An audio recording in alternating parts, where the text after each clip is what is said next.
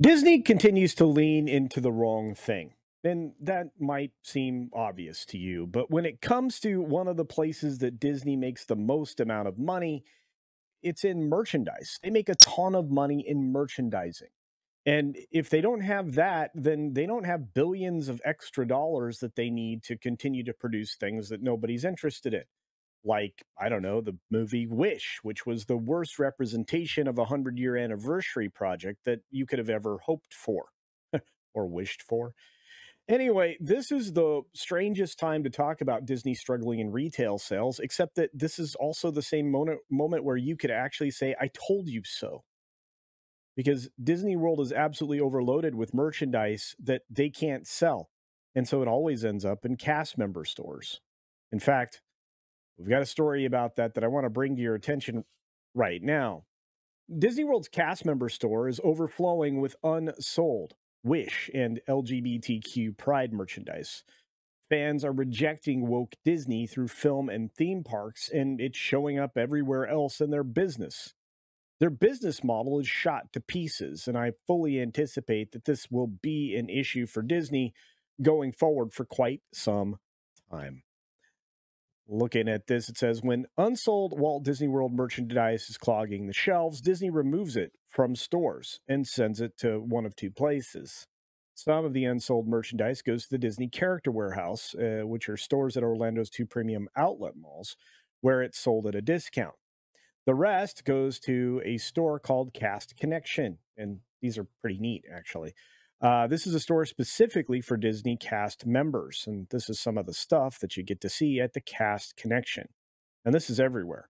The rainbow merchandise and stuff like that that didn't move in the theme parks is doesn't seem to be moving here either. Cast Connections is where you're going to find a lot of unsold apparel, toys, decorative items, and even furniture from the resort hotels, all offered at huge markdowns for employees of the Disney company. To shop at Cast Connection, you must be a Disney cast member or be accompanied by one. And on a recent trip to Cast Connection, accompanied by a cast member, I spotted something very interesting. The entire store was awash in merchandise from the failed Disney animated film Wish and Disney massive LGBTQ pride celebration from the month of June. The sheer volume of the stock shown in the accompanying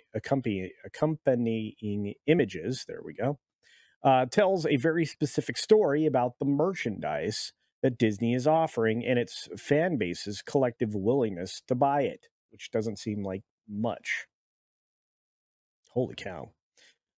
Wish was meant to be a huge success for the Disney company that ended up being one of its most spectacular failures. The animated film was set to mark 100 years of Disney animation, which it did very poorly.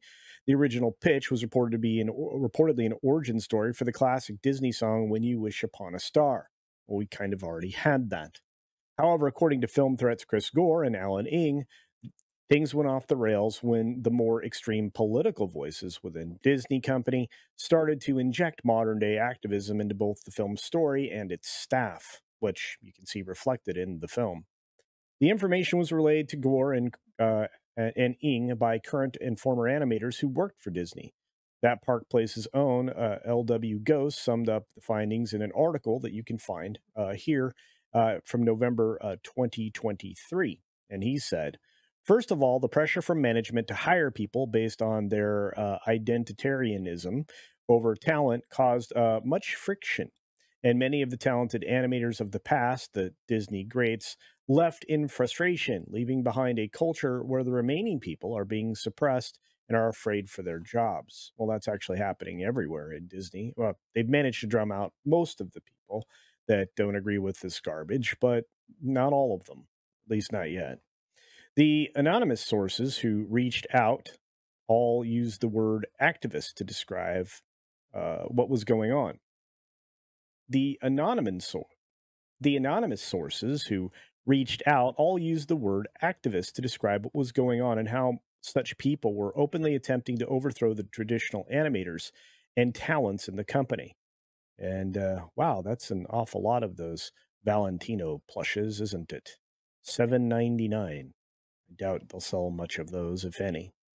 The movie was a massive critical and commercial flop. earning only 255 million at the box office. This includes a measly 64 million from the domestic box office, where Americans just stayed away. Deadline Hollywood estimated that the film saw losses of more than 131 million. Compare that to Inside Out 2, a film with no modern day activism, no modern audience garbage, and well, there's quite a difference. That Disney Pixar film made 1.6 billion, becoming the highest grossing animated film of all time and setting a record for the international box office as well. My goodness, look at all those "We Wish We Were Barbie" dolls. Yeesh. Anyway, Disney's celebration of LGBTQ Pride Month goes on for the entirety of June every year, with special photo ops all over the park and a slew of rainbow colored merchandise. This includes everything from bags to mouse ears to keychains, apparel, and more. But you don't need me to tell you about that. You can just see about all of it in the images included with the article, which, again, look at that. Boxes and boxes of Chinese made merchandise just sitting in cast connection, rotting. While Disney Pride celebration goes on for an entire month, the company has scaled back its 4th of July celebrations in recent years around the same time period, which is disgusting. Barely acknowledging this nation for whom, without, it wouldn't exist to the extent and the ability that they have today. This is crazy. These bags, if they were anything else, would have probably sold through and not been here at Cast Connection. But here we are. Disney was extremely aggressive with merchandise for both Wish and Pride, which many saw as the company doubling down and investing in more woke ideology. I don't think you can argue that. However, the fact that so much of the merchandise is currently warming pegs at Cast Connection shows a large scale rejection of both merch lines by Disney's customers. That's right. Nobody wanted it. Nobody wanted this R2D2 Pride drone, I guess. So that begs the question. I think this is a good one. Will the House of Mouse abandon its push for identity politics in its films and theme parks in search of the almighty dollar? Or have Bob Iger and his ilk only begun to fight? Let us know your thoughts in the comments section below. You can find Marvin the Movie Monster over on Obviously That Park Place, writing wonderful articles, and on his channel, Marvin the Movie Monster, with both the Tooneytown TV and Tooneytown Wrestling channels, of which he's growing them rather rapidly. So do check him out. Look, folks, I kind of want to leave it there. I really feel like the question's been asked. And the next question is, are you willing to answer? Do you think that Disney is in a situation where they'll be able to recover? Do you think that this particular effect that they've had on their ability to sell merchandise, do you think that's more than a little bit telling? I think that Disney, as we used to understand them, doesn't exist anymore. I think it, as I've mentioned many times on my channel before, Dismal Disney is no longer an American corporation. They're rapidly running away from Americana and all of the things that made it great. They are willingly bringing in activists that are unqualified for the positions that they're hired for.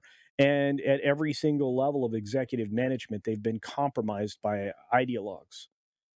These entities that exist that are controlling these people are just bent on destroying the company as it was seen and replacing it with some propaganda machine that their audience widely rejects.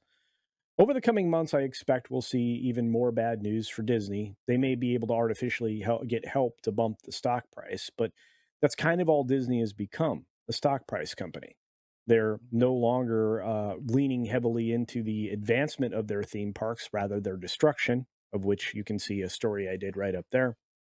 And if they follow through with their plans in Florida, destroying some of Walt's legacy, I don't think anybody will forgive them. Well, a handful of people, but again, only those of the particular faith, the woke faithful, that will be perfectly fine with it.